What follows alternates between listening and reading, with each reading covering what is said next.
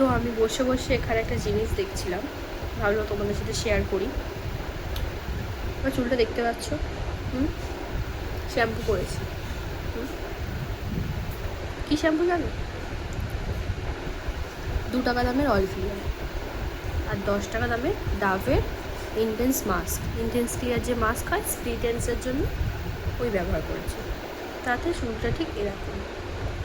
আর যখন আমি দামি দামি শ্যাম্পু, মাস্ক, তারপরে কন্ডিশনার ব্যবহার করতাম, তখন চুল আমার তাকানো যেত না চুলের দিকে।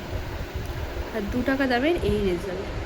তাহলে তোমরাই বলো কোনটা ব্যবহার করা উচিত, কোনটা ব্যবহার করবো আমি? নিচের দিকটা ড্রাই বললে, মানে নিচের দিকটা এখনও হয়নি,